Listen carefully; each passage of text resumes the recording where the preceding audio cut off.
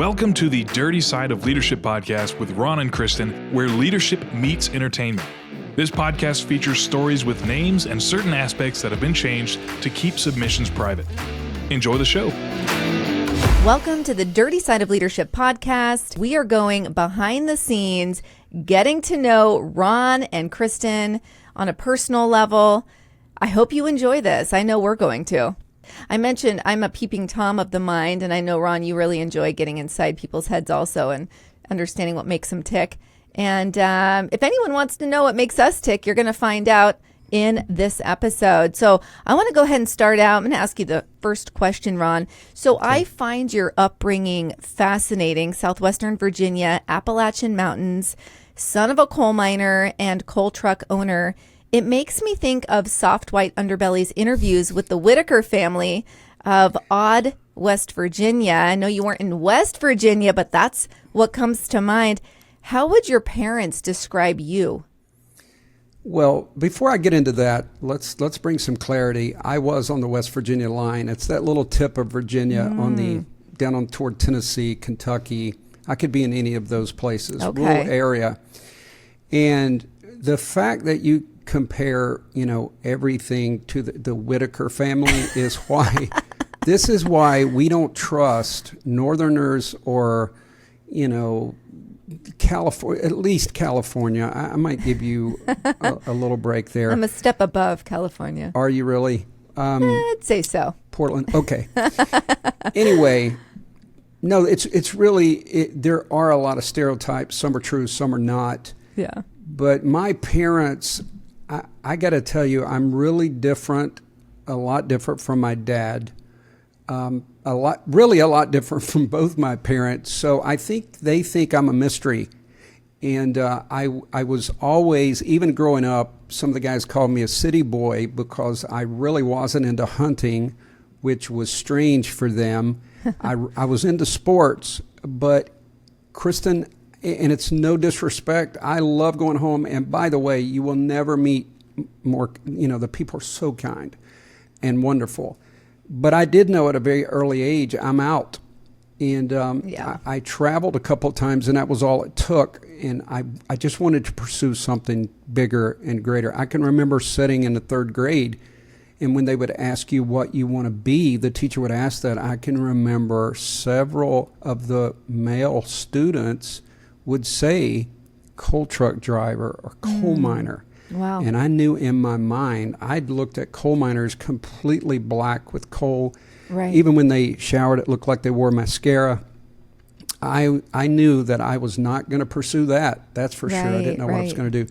So my parents, I think they would describe me as driven, but I do think I was an anomaly for them. And I think I still am.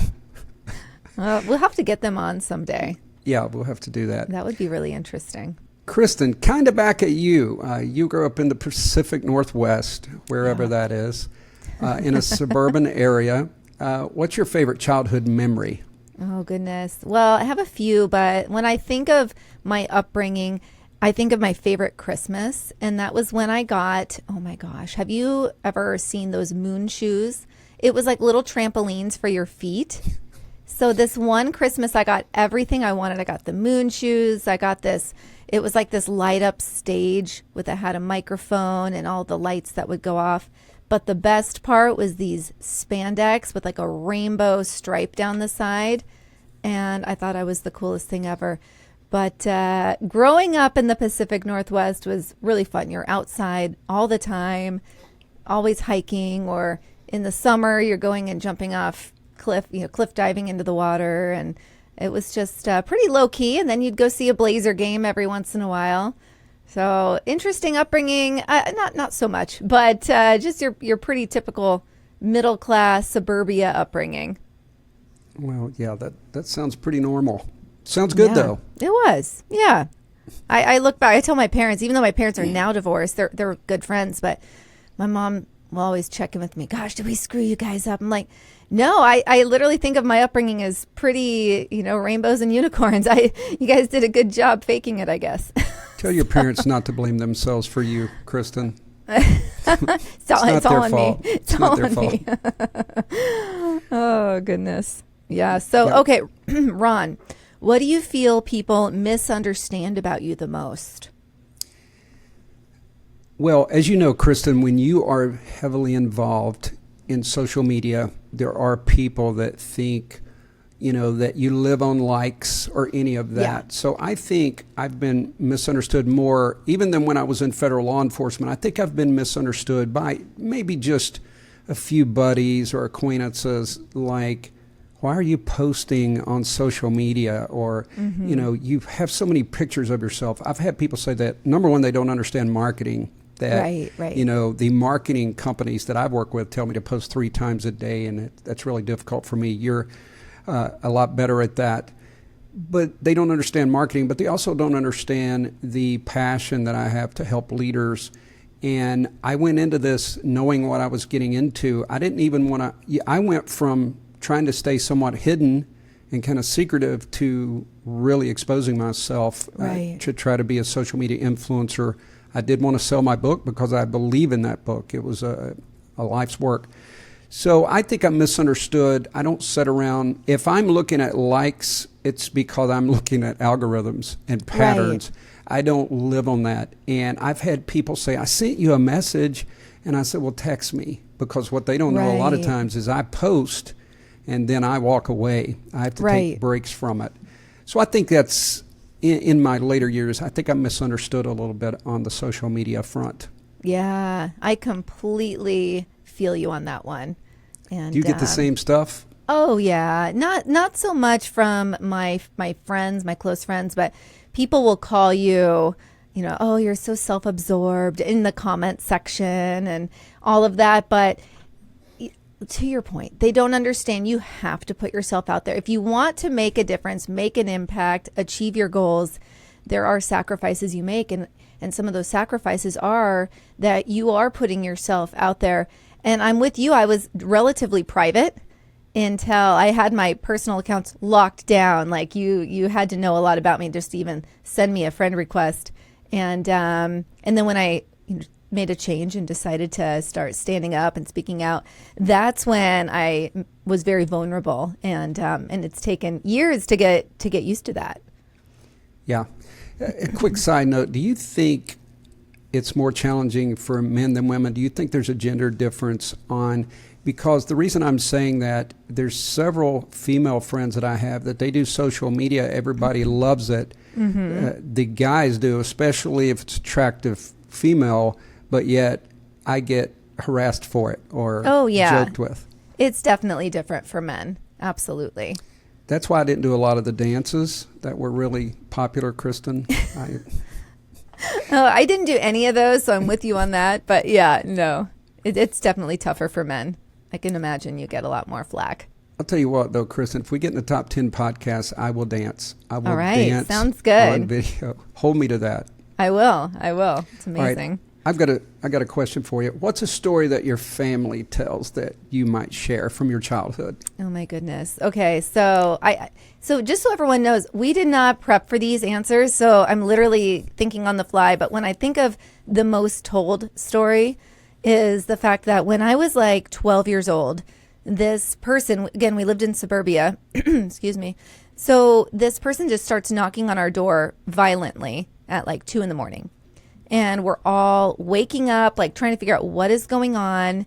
And long story short, a woman had been tossed out of a car, a moving vehicle, by her boyfriend, and ended up knocking on our door for help.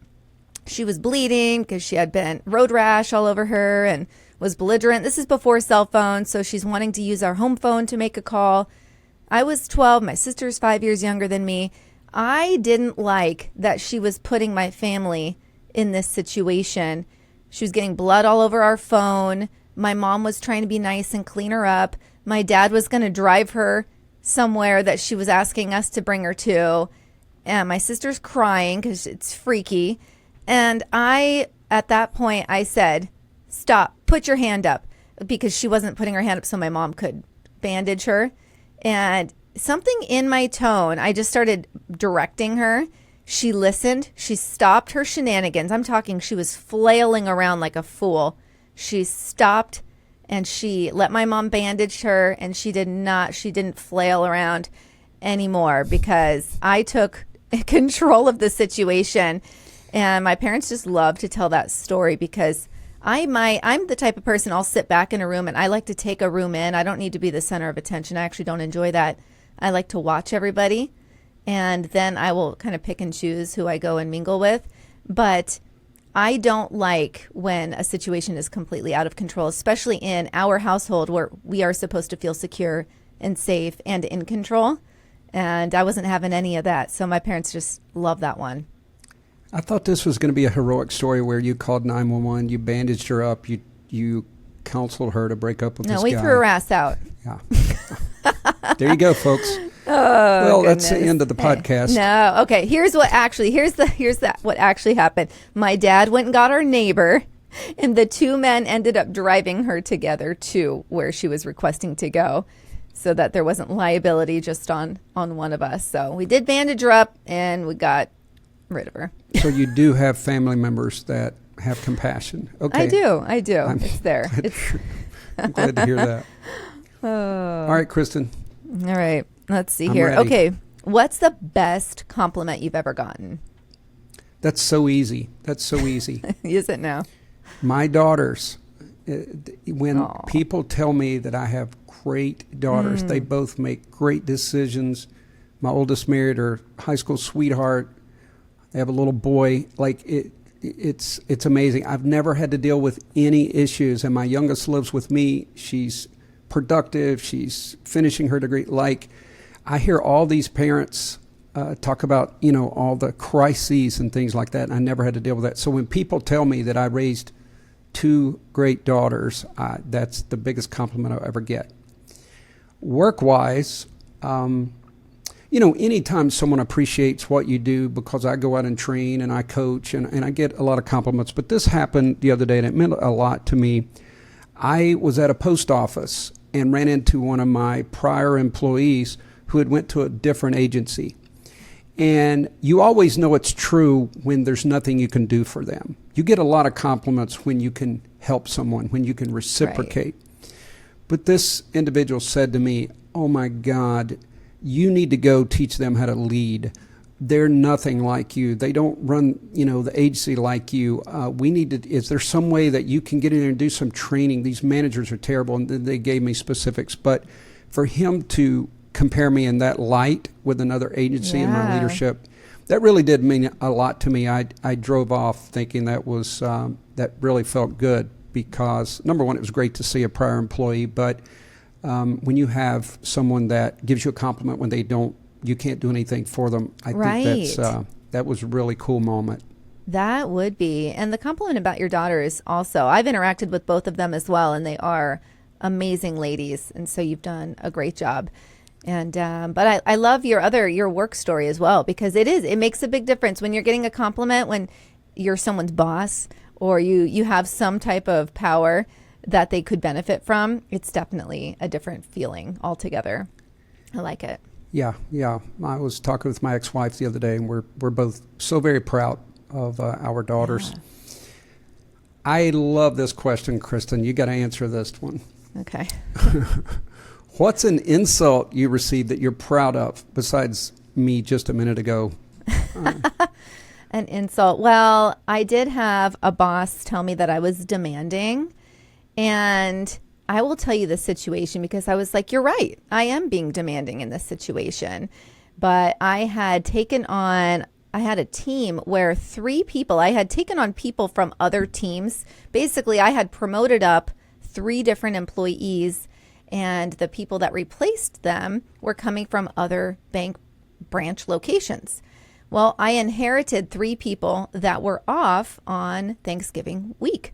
All of them. And they all lived in a different state before they moved to Oregon. So they were all going back to see family. And I thought, what a jerk move to make them cancel those plans.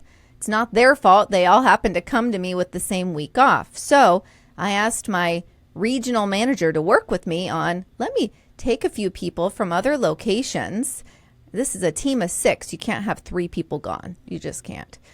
And so he told me, because I kept on him, I was like, I really need you to help me out with this. And I told him 6 months in advance. And nope, I ended up running the team on 3 people. I was in a teller window the entire week. But throughout the process, I kept, once a week I would check in with him. Have you spoken with anybody about this?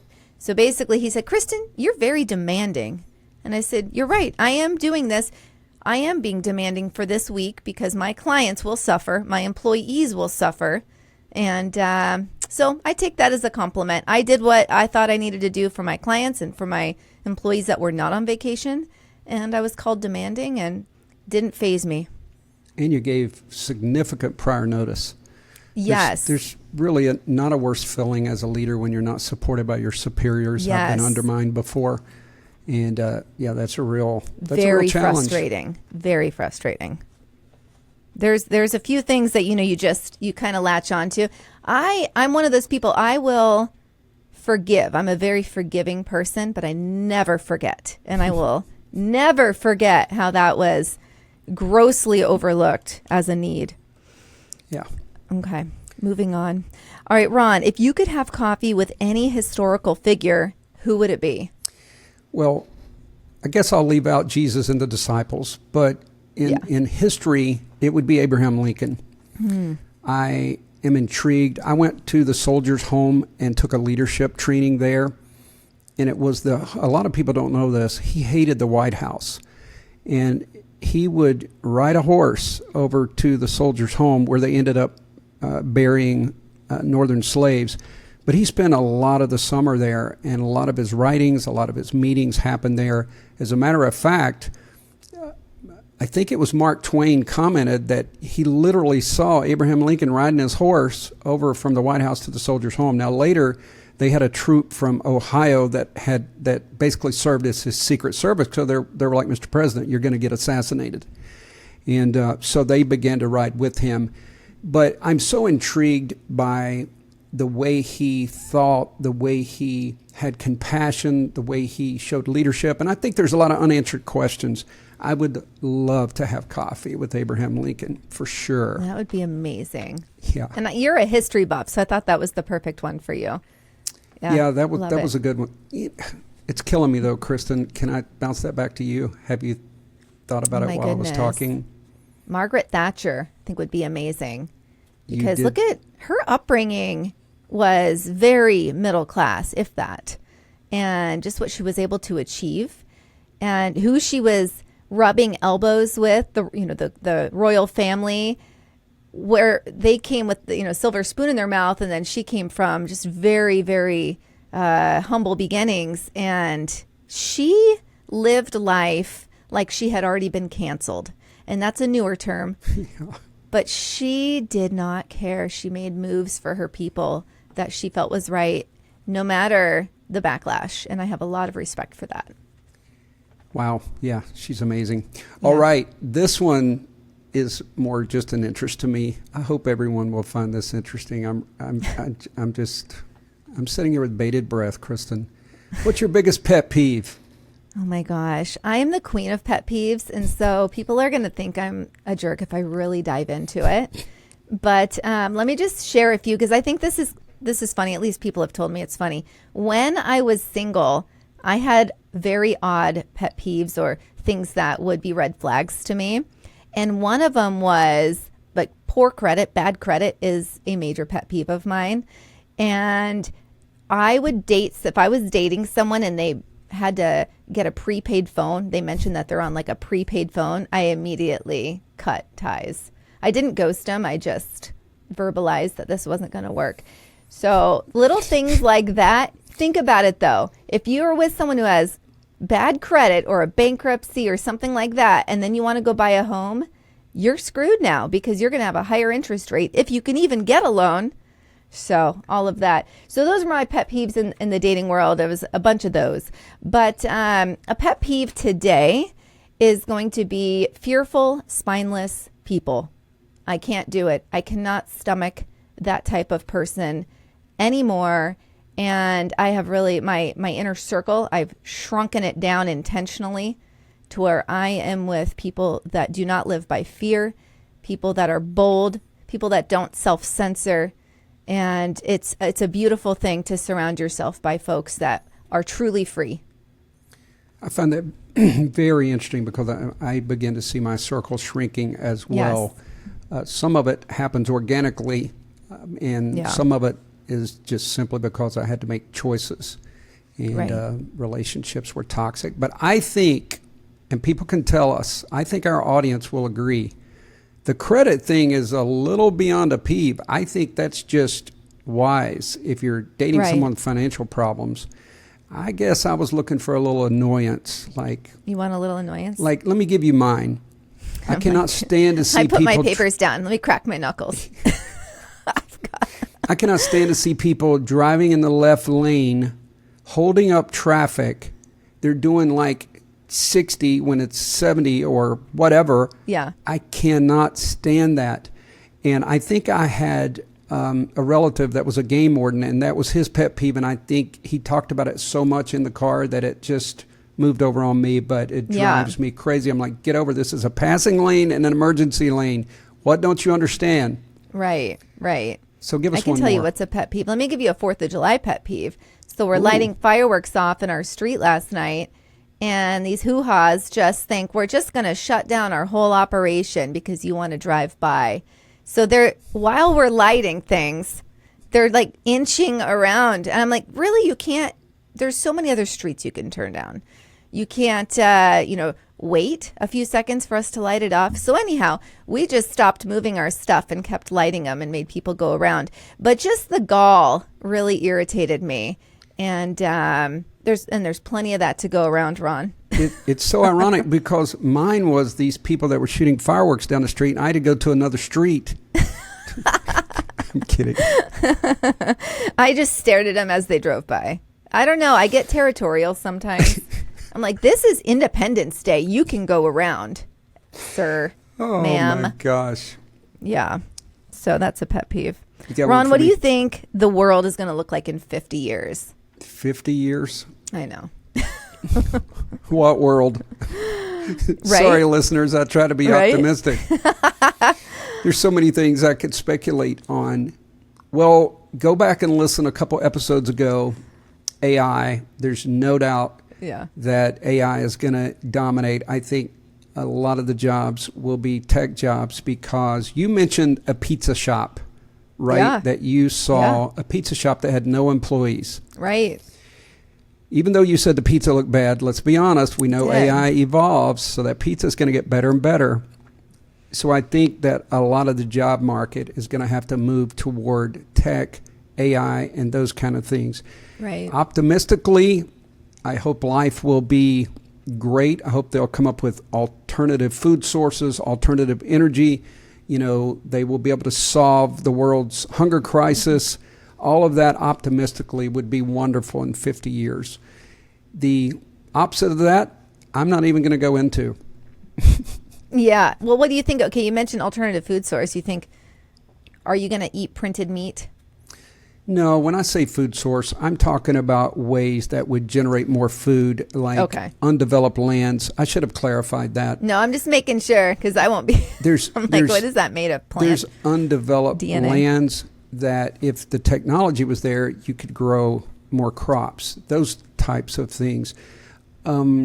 I read a study once that a guy did, and I cannot quote it. I'd love to source it. But he did a study worldwide with the population, and he says if you factor the resources of the entire world, there's enough resources on this earth that everyone should have $11.5 million, the equivalent of that. So we know that the earth is packed with resources. It's the technology and understanding to get there. That's what I meant. Yeah. Okay, that makes sense. You've redeemed yourself. Just making sure you aren't on board with the 3D food printing. I'm like, someone wants to eat that. It's not going to be me. All right, Kristin. All right. How about this? If you had to write a book, what would it be about? Like, you got to put it out quickly. What would you write about? Well, I am in the process, and I keep chipping away at this every week, but writing a book really about how to label and salvage relationships and understand a relationship for what it is. good, bad, some you have to cut out. But how you do that? How do you salvage a relationship? I've mentioned my inner circle has shrunk down, and that's intentional. That's intentional. And that's okay. That is okay. You said the same thing for yourself. It is okay. But for a lot of people, it's very uncomfortable. Ron, I don't think you and I are the norm. We have this confidence and this ability to live life as though we've been canceled. That is definitely not the norm. We just dove into how hard it is for people to say no. And it's the same way with relationships. People hold on to them or they get offended by them for way too long. So I am currently writing a book that is going to help people understand how to identify, label, store away a relationship, use it for what it is. And it's I haven't seen anything of its kind, and it's what I live by, really. And I think it's going to be pretty powerful. And I have to tell you, when I was in 8th grade, I had all my friends turn on me. So I found myself popular. And then one day, I remember walking around with my group of friends on the playground in 8th grade. And I heard someone say, "Oh, is she following us?" And they were talking about me. Yeah. And I'll tell you what it was over. I had just had a big Halloween party at my house. And I had a cat at the time, and my cat had pooped in the corner of my room. I might have told this story before, and I didn't know it was over there. This is embarrassing, but it's just life. I didn't know it was over there. One of my friends discovered it, and they were all like, "Kristin's gross. Kristin's dirty," right? Like it's kind of like what happened to the Jewish people. They're gross, they're dirty, they're diseased, yada, yada. So it spreads, and I come back to school that Monday, and I have no friends anymore. But I remember hearing that person saying that following statement. And once I realized it was me that they were referencing, I backed away and I went and sat on the swing and I swang on the playground by myself. I was free at that moment. I was able to go swing and realize I'm at least not following people around that don't want me there. And that is I've realized that about myself. That is very rare for somebody to be able to do. It's very hurtful. I was very hurt. It was very hurtful. But I'm not going to go and be around people that don't truly appreciate my existence or my presence. And I really want to be able to help people and empower people that don't necessarily have that in them. I think, that's an extremely rare quality. I'm not sure how I would have handled that. I had the bullies that I wrote about in my book, and then I had some friends. Of course, there was some betrayal, but I don't know if I had that. I'm not sure how I would have handled it. I like to believe I would have, went to swing by myself. I'm not sure. Yeah. I do know this, Kristin, that as I delved into psychology, history, human behavior, body language, I can talk to someone quickly and determine, like, if they've got self-esteem issues. And when I do executive coaching, one of the things that I've had to work on, it seems like probably 70% of my clients have been self-esteem issues. They don't feel worthy, they don't feel good enough. And that's something that is difficult to overcome. So I hope people listening understand that story. There might be some time periods where you have to trek alone. Yes. But as you do that and your confidence builds, this was my saying all the time, confidence is a magnet.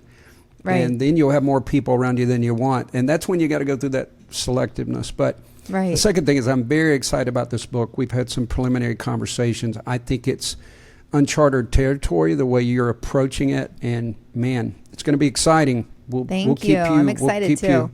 We'll keep our listeners posted on that. Yeah. We won't go too much further, but I've got a few more. I hope you do as well, Kristin. Oh, yeah. No, I do. I think it's your turn to answer a question. I've got you. I was trying to keep going. What would the title of your book be if your worst enemy wrote it? You're welcome. That's so difficult because when you are in law enforcement, I had situations. I can honestly tell you, I treated everyone with dignity and respect, but there was these people, we used to call them the 1%ers, who just literally would probably kill you on the right day. So the nature of my job, I had to do certain things, and it made enemies. So I had some people then, maybe they remember me, maybe they don't. I hope they don't. But, they would just probably say that I, was dirty, that I undermined them, that, I wanted them in prison as long as possible, something like to that effect. Yeah. If it was someone that I knew closely, probably narcissist, something like that. Even at my height of what I believe as Academy Director, the height of leadership, when I'd matured and developed into the position, I made a lot of mistakes early on, which is another reason I'm so passionate about what I do. But I had one or two employees that would tell you I was a terrible boss. Right now, if you interviewed them, you would get conflicting statements, drastically conflicting. And if you're in leadership, you're going to have that. If you're decisive, you can't make everyone happy. Right. So I don't know if that really answered it, but it'd probably be something along the lines of narcissist or something like that. Right. Yeah. Hey, you know what? I think anyone on social media like that does what we do has been called a narcissist. And only we are going to know. We took the test, Ron, so we know where we're at on that. And you did better than I did. Well, here's the problem. I was reminded of this. Did you know I never told my score on that episode? Oh, you're right. I never told my score. I was surprised that someone actually noticed that. Oh my gosh. So you got called out? I got called out. Nice. Well, actually, Here's it was your kind of chance. complimentary. It was complimentary. They were like, I love the way you kept evading, and Kristin never called you on it. It was more, they were complimenting me because I was able to just slide through and never tell my score. Well, it's funny because I'm generally very, I'll just go for it. I'm pretty brazen. But I was like, I think Ron is drawing a line here, so I'm not going to cross it. And are you interested in telling? It was out of 40. I'm very interested in telling. Here's your chance. It was 42. You're right. It was almost identical. You and I had almost identical scores. I do think I was one below. What were you, 22? Yeah, I was 21 and you were 17. No. I wasn't 17. What? No. It was either, it was 1 point. You took it like 5 times then? I took it 5 times. I argued with myself. I was honest about that. There were some questions I felt were just oddly wording. Yeah, and I get into the linguistic part of it, wondering why they ask it that way, trying to figure it out. So, but it was along a 2021. Okay. If I was judging myself harshly, I might have went a little bit higher. Yeah. I have changed my mind on one question. You asked me, the question is, would you rule the world? And I said that I would rule the homeowners association. Yes. I don't know. The world's so screwed up. I might just give it a whirl. Who knows? Yeah. Hey, I think, I won't go there. Yeah. I think you would do just fine. I've got some lighthearted questions. All right. That I want to hear from you. But what is a funny story of your family? Now you already told us a story about someone break. I'll tell you what, let's go to the next one. How about what's your favorite holiday movie and what does it say about you? And I want to answer that one as well. Okay, Christmas Vacation for sure. And Uncle Eddie, The Shitter's Full, all of that. And the wild thing is, every time I watch it, I find something new that I did not notice in the past 50 viewings. So that movie is just a gem. What about you, Ron? Well, we were close. That's probably number 2, but I'm going to go more modern. Okay. And it's Elf. Oh, that's a great one. That's my number 2. It's so creative, but it also tells me that during the holidays, I get in that chill mode, and I'm not out there trying to hustle. I'm not trying to be the best version of me. I'm trying to enjoy myself. And it's a movie that my daughters love, and I think there's a lot of hidden gems in that movie as well. So I do think it is Elf right now. Yeah, that is a good one. Yeah, and that was before all the CGI. They could do that easily now. But I watched how they did that behind the scenes, which, by the way, I absolutely believe I'm obsessive. If I really like a movie, I'm going to go and watch behind the scenes. I want to know how they put it together, how much CGI. Game of Thrones, if you haven't watched that and you watch the CGI first, don't. It's going to ruin it for you. Okay. But it's absolutely amazing what they can do with green screens and CGI. So Right. Talk about behind the scenes. There is a Netflix series out right now about how they made American Gladiator. And I used to watch that with my dad. Oh, I want to see that. Yeah, it's pretty wild. They started out very humble beginnings, and it was brutal. It's not staged at all. And nothing like WWF or WWE. They're throwing people on concrete. Oh, I've got a story you're not going to believe. You're not going to believe this. Yeah, let's hear it. My chiropractor friend, Dr. Tom, was going to be on the show, and I'm trying to remember this correctly, but in the filming, he blew his knee out. So I don't think it actually made the production, but he made it through and blew his knee out. It was my goodness. It was okay. It was tough. So it's funny because that's one of the things they're covering is how many injuries they had and a lot of blown out knees, and then they would just have to all right, because they didn't think ahead on their staging and how it was. And so I believe it. He's probably in this documentary. You should watch it. I'm going to call him up now because we still play guitar together and hang out together. So I'm going to have to find out if he knows about it, number one. Yeah. Yeah. It's old footage. It started in 89. I didn't realize it was around that long, and then they bring it forward. But so I like the behind the scenes stuff myself as well. Kristin, that's pretty cool. I've got a few more, but we're getting pretty close on time, and I almost would like to do this again, but could we move down? I would like to get your, gosh, there were so many questions I want to ask you, but we just pasted in some questions, and this is on industry expertise. And I think because we do executive coaching, because we do training and we're expanding the company, I think it's very important that we discuss a little bit of this, at least in the in this part of the podcast. So you cool with that?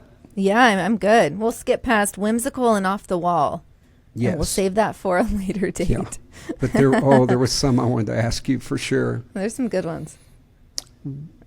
Let me give you this one. Okay. What's a common myth about your job or field of expertise? And let's do banking first, not your social media influencing and your executive coaching. Let's look at banking. That every banker is rich.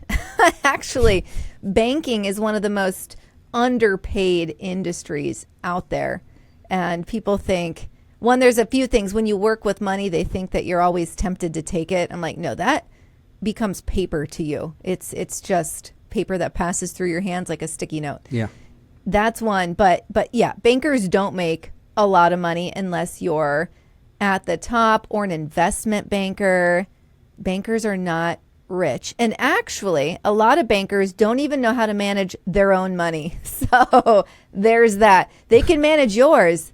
They don't do a good job at managing their own, holistically speaking. I grew up believing that. If I saw someone in a bank in the office, I just assumed they had these great money management skills, these great investment skills, and they're probably, rich. So that was that's interesting to hear you. So what about bankers' hours? Do you guys go in early, or is that true? Bankers' hours are beautiful. That's actually why I wanted to go into the industry, because I had been working jobs where you work late, and I started pretty young, but in banking. But it was because I was foreshadowing. I wanted to have nights off and weekends off and holidays off, just like a teacher. And you do. So bankers' hours are beautiful. And if you think about it, unless you're in a higher ranking job, you really don't need to be there until 8 a.m. So you're not going in at 6. And then you're off 5 o'clock, 5:30. So bankers' hours are definitely beautiful. And some would argue that is why, that's why I was in it for so long. You get great benefits and you get great hours. And it does overshadow the pay, I would say, in a lot of ways. If you're family oriented like I am, where I just really wanted to be available for my family. Awesome. What do you got for me? Okay. What about you? What's the biggest challenge you're facing in your role, which right now, entrepreneur, and how are you tackling it? That's a great question. There's many challenges. Number one, when you are an entrepreneur, I remember retiring with a full staff and plugging a little laptop in the corner. The number one, the quality that I've realized, it has to be optimism. I became an entrepreneur during the pandemic. There was no real business, and you have to just, especially when you're selling intellectual property, you just have to motivate yourself and believe that something good is going to happen. Right. I tackled an 8-hour leadership course. If I could go backwards, I would have done a 1 hour, then an 8-hour. Yeah. But the second thing that I will mention is dealing with either dishonest or incompetent people. And I have gotten burned, and I started realizing a leadership weakness that I had was I like to move quickly. I'm driven. Right. I'm looking at the prize. So I thought, I did a little research. I'll hire this person, and I'll be off and running, and I can move on to the next adventure or the next venture. And I found out quickly that there's a lot of dishonest people. There's a lot of people that oversell themselves. They think one size fits all, and it doesn't. That's been the biggest shock for me as far as a culture shock is the dishonesty that I've seen in some of the marketing circles and some of the sales circles. I wasn't accustomed to that, especially on that level. And I'm dealing with a situation right now that you know about, Kristin. Yeah. And I'm really shocked. I would say this to our listeners, that hold people accountable and don't hire anyone that you can't get a personal reference. There's one thing about it. I've tightened up on who I do business with now, and it's working out a lot better for me. A lot better. Yeah, that's amazing. And, on that also, if you can't see yourself, if you're not comfortable, this is to people out there, if you're not comfortable holding someone that you plan on hiring accountable, say it's a family member, I have no problem holding my family members accountable. That is not always the case. So if you're going to have somebody join what you're doing and they're going to help you out, even if you're just paying them for pieces of whatever you're working on, make sure that you are comfortable setting expectations, following up on expectations, and not letting any BS get in the way. Because I could see that is very different than when you're running someone else's business. Yeah, that's for sure. That's for sure. Yeah. Let's switch to, I had you discuss banking. Let's do this one on, let's say, influencer. Okay. What is one piece of advice you'd give to someone starting out as an influencer or in this type of career? Yeah, it's definitely to know, one, to do it for genuine reasons, to always be true to your mission, and to never sway from that. So for me, I've had plenty of opportunities that could have paid me for this and that to promote something that wasn't aligned with my values. Maybe it wasn't made in the USA, different things that I've turned down because it didn't align with who I am and who my base is. And so I think you need to, one, you don't have to be overly planned, in my opinion, but you need to be genuine and you need to have parameters that you just will not go outside of. And never sacrifice who you are or what your mission is for a few bucks or for a few likes. You want to keep it really genuine. And so that's what I say, because I see, we call them grifters in our industry. Lots of grifters out there, and they're basically looking to make money off of whatever social movement is happening. And I refuse to be a grifter, even if that means I'm not going to make the bucks that the grifters are making. I can go to sleep at night and be proud of myself for putting my foot down and not falling outside of those parameters that I set for myself. Amen. Wow. That is great advice. I agree 100%. I had an opportunity recently that I had to turn down that didn't align with my values. And no, it wasn't my OnlyFans page, if people are thinking. It feels good, though, doesn't it, to just be... It's Africa Brooke, who's one of my favorite motivational speakers. She said, live life like you're already canceled. And I referenced that earlier. But like, people that aren't in social media, I guess, don't all know what that means to be canceled. But you've heard of people are being canceled out there left and right. And that's if their views, their opinions don't align with what's currently the fad or acceptable, right? And so if you live life like you've already been canceled, you're truly free. And that's powerful right there. It really is. And Kristin, I talk a lot, and I have my entire life, about individuality. I was never a big group guy. And I used to think maybe that was a personality flaw. I'm not a big, I don't have to go join a fitness group to work out. Now, I've done it, and I probably pushed it a little harder. But it's like we've lost individuality. It's groupthink. And I think that's so important what you said. I think there's a sad outcome that no one talks about because it's all based on opinion. But the sad outcome is people lose themselves and they go against things that they probably would not ordinarily. And God made everybody in an individual. We have a unique fingerprint. Unique. Right. Everything about us is unique. And then we turn around and we just throw it to a group to let the group decide for us. So I think that's valiant, and it's very important what you said. Gosh, unfortunately, Kristin, why don't you give me one more? And Okay. that was so good. That was worth ending on. But Yeah, one more. Okay. give me one more. Let's see. What occupation, other than anything you've already done, would you like to try? Well, I wanted to be a professional basketball player. I'm still obsessed. I watch old Jordan, Bird, and I get in the arguments about LeBron and Jordan and all that. But I have to say that I've been doing some recent stuff around the medical field, and I think I would like to have been a doctor. I think people come to you, they're very vulnerable. You have an opportunity to help. You have an opportunity to do great things. Now, again, I would want to keep my values.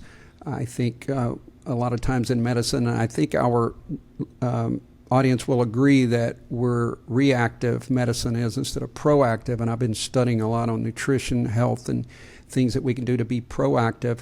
But I think that's a fascinating field, and every day you could make people's lives better and help them. So I think it would be something aligned with the medical field.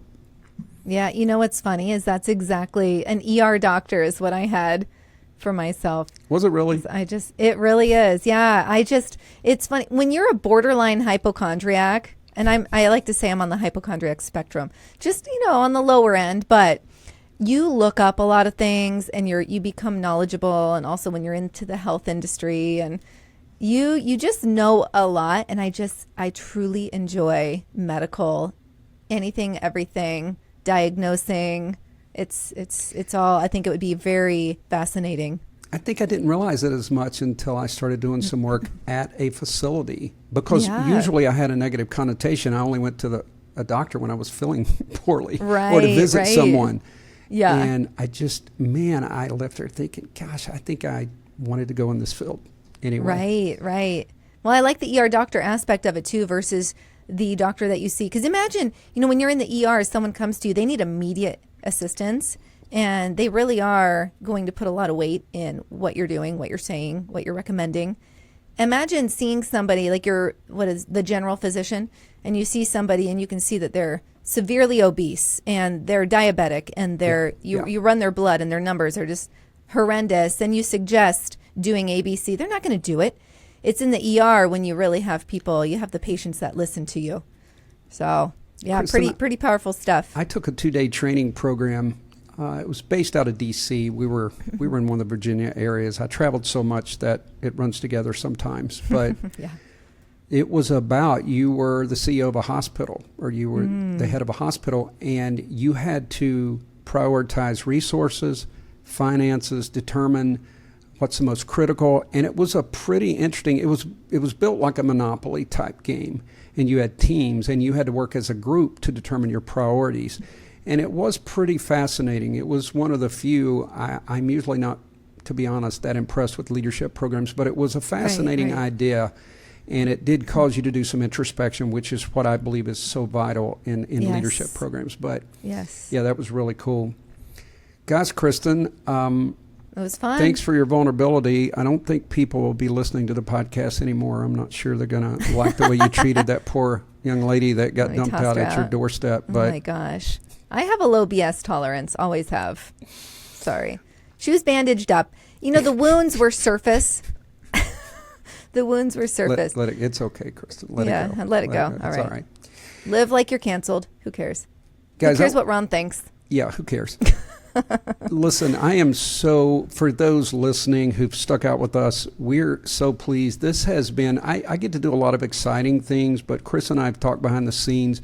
This has been such an exciting journey.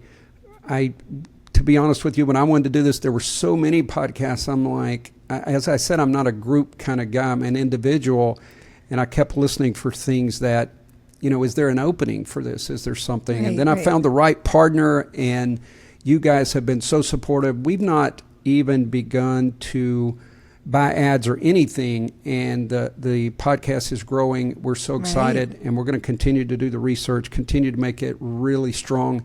And hopefully we can all learn and grow together. I've learned so much since we started, Kristin, because we do so much research. Right, and right. I've been able absolutely. to apply in my training some of the things that we have learned, in this podcast journey. So what's your thoughts about the podcast? You asking me? Or are you asking the I'm audience? asking you. I'm just kidding. I feel like being a little sassy today. Sorry, Ron. It's okay. No, it's been absolutely great. I agree with you. And it's one of those things where we are excited to do this every week. There was a meme that I saw recently, and it said, I'm going to butcher this, but it basically said, in a nutshell, how does your stomach feel Sunday night? However your stomach feels Sunday night about going to work Monday morning will tell you if you like your job or not. And that we both get excited to jump on and record and to dive into these topics. Absolutely. Even the research aspect of it, we both enjoy. And so that speaks volumes right there. Okay, what can people do to support us, Kristin? You had no idea I was going to ask you that. I had no idea. Not prepared. All right, everyone. Find us on social. We have a Facebook group that is most active. We need you to subscribe if you have not already. You can find us wherever you get your podcasts. And then also, please rate us. Give us a rating on whatever platform you listen to us on. That helps us greatly with growth. And so we thank you very much. All right. Everyone, thanks so much. Be the leader you're meant to be. The Dirty Side of Leadership podcast is brought to you by Forward Operations. If you'd like to book Ron or Kristin for speaking events, training, or executive coaching, visit forwardoperations.com. Be the leader you're meant to be.